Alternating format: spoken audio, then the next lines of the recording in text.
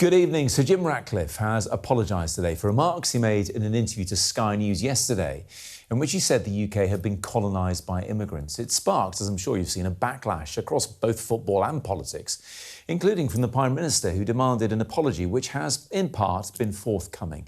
Later on, we'll hear from Reform leader Nigel Farage on why he thinks Sir Jim's analysis of the problems caused by mass immigration was correct, even if perhaps using that word colonised wasn't. But first, let's just remind you of what Sir Jim told us. He was speaking to our economics and data editor, Ed Conway. You can't have an economy with 9 million people on benefits and huge levels of immigrants coming in. I mean, the UK is being colonised. It's costing too much money. It will cause... It'll cause... Well, yeah. The UK is being colonised by immigrants, really, isn't it? Well, as mentioned, he backtracked a bit today, releasing the following statement. He said, "I am sorry that my choice of language has offended some people in the UK and Europe and caused concern. But it is important to raise the issue of controlled and well-managed immigration that supports economic growth." Sir Jim Ratcliffe continues. He said, "My intention was to stress that governments must manage migration alongside investment in skills, industry and jobs so that long-term prosperity is shared by everyone. It is critical that we maintain an open debate on the challenges facing the UK," he said. Well, there's been lots of reaction to Sir Jim Ratcliffe's remarks, including from the Chancellor. Here's what she had to say before his partial retraction.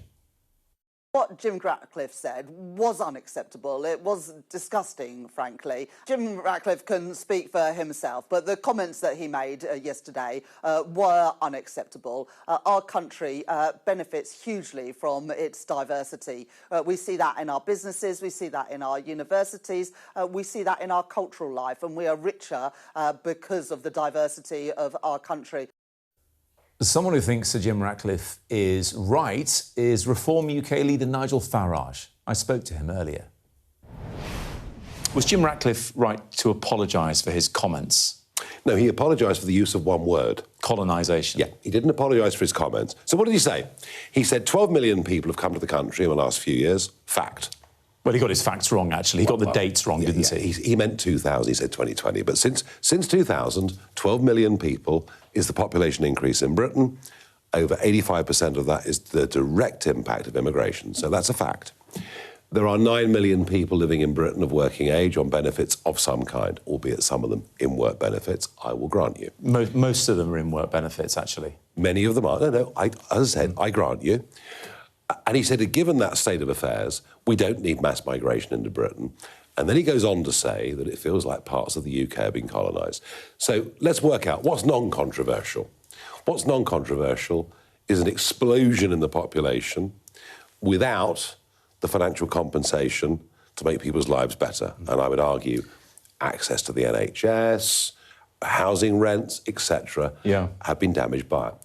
Now, the use of the word colonisation, that's what he's withdrawn. Do you think that's offensive? I think it's probably, in the dictionary definition, correct, but perhaps people aren't quite ready for it. I mean, it has historical overtones, doesn't it? It does. And I want to ask you about the language, the rhetoric around that.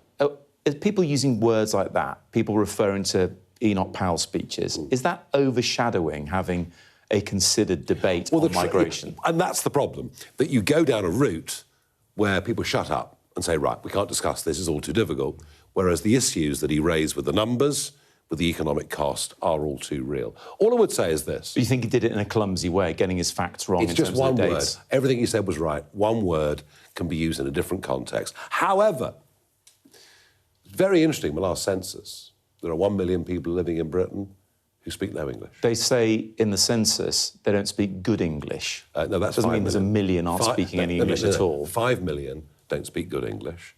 1 million speak no English at all. They're the census facts that we got a couple of years ago.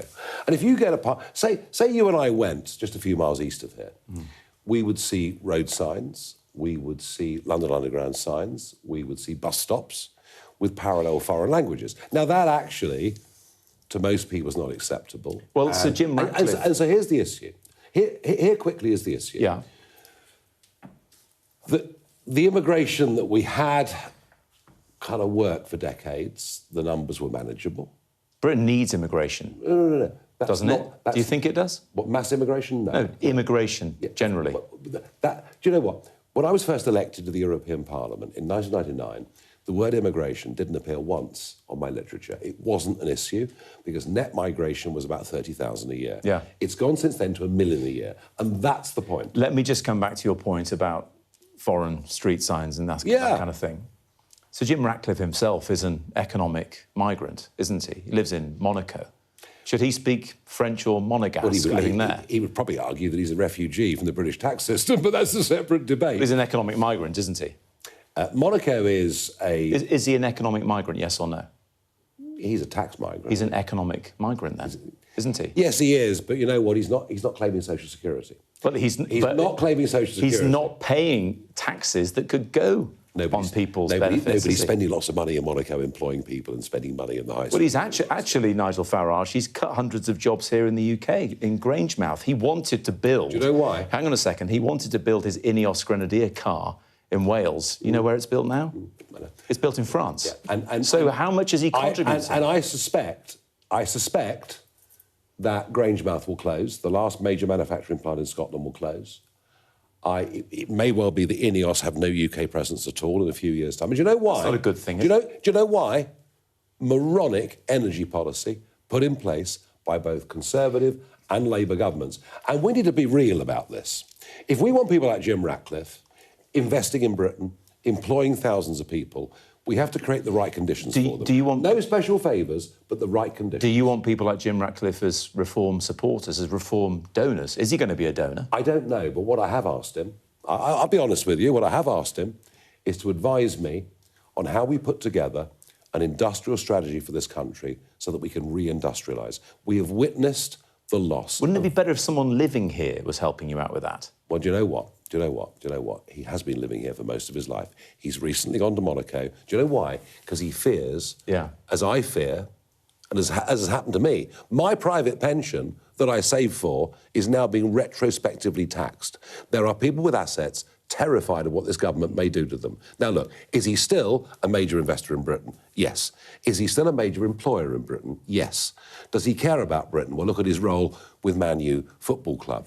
But he's raising two big issues here. Yeah. One is the numbers that have come to Britain have been detrimental to our community. And two, what he's saying outside of this is that our energy policy is closing down British jobs and industry. You brought up Man United, of which he is a co-owner.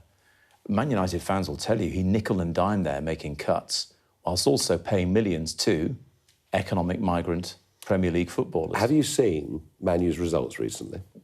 That's nothing to do with Have you seen Man U's results recently? Well, they are... Hang on. I'm a Liverpool fan, so yes, of course I've seen the results. Well, they're on the turn. Well, I think Michael Carrick probably has more to do with that than...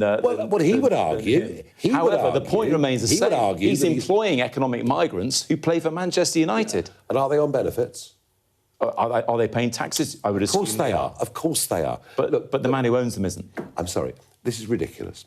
To compare high-skilled migration or work permits... So that's fine. Limited... I'm trying to understand... It's always been fine. Okay. It's always been fine. What is not fine is an increase of the population of 12 million people. What is not fine is the impact that's had on the lives of ordinary folk and communities. That is what is not fine. What is not fine are areas of our cities being to local residents unrecognisable from what they are. That is what he's arguing. That is a subjective point of view, because local residents may quite like that. Well, if they want it turned into a foreign country, maybe they do, but that's what's happened. On Jim Ratcliffe, you've had conversations with him. Yeah. You want to get his advice. Yeah. If he did donate, would you welcome that, given that he lives abroad? Is he a British citizen? Is he a British employer? Is he a British investor? Has he paid vast amounts of tax in this country? Is he patriotic about Britain? Because one of your biggest donors is Christopher Harborne, isn't he? Yes. He lives in Thailand. So? Well, people who aren't living here and paying taxes here, how much of a say should they have over what goes on here? We are living, and actually what the Remainer mainstream media needs to get a handle on, we're living in a global economy. And a lot of our entrepreneurs travel around the world and work around the world, and we welcome that. As we welcome foreign businessmen. I can't actually remember how I voted in the referendum, so I don't know who you're labelling. I don't believe that for a moment. We know what you think, but I don't know who you're labelling. Listen, in talking to those billionaires, and maybe you're talking to the likes of patriotic millionaires, they would want more millionaires to stay here and pay their taxes. Well, you do. Do you know what I want? You're a millionaire yourself now, aren't you? Do you know what I want? Millionaire yourself now? My personal finances are irrelevant. Do you know what I want myself? I want as many rich people as possible to come back to the UK, to pay loads of tax here. Because if we force away all the rich, your average worker and your poorer person will have to pay more. Final point. Net migration has fallen by 2/3 in the past couple of years, down to around about 200,000. Do you know why? Well, you will say the Boris wave has passed. Labour would say it's something to do with them. It's the exodus.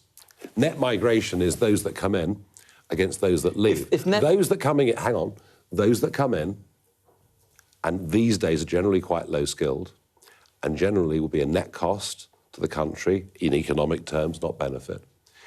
There are people coming in. The people leaving are the high taxpayers and the entrepreneurs. We now have an exodus of talent from our country. It's a real problem. So the net migration figures look lower because of the scale of the exodus. But if net migration keeps going down and ends up being zero, you've got a bit of a problem then, because you haven't got as much of an argument, have you? If net migration goes to zero, it means the exodus... Will you pack up and go home? Is that what happens? It means the exodus of talent from this country has reached a level approaching catastrophe.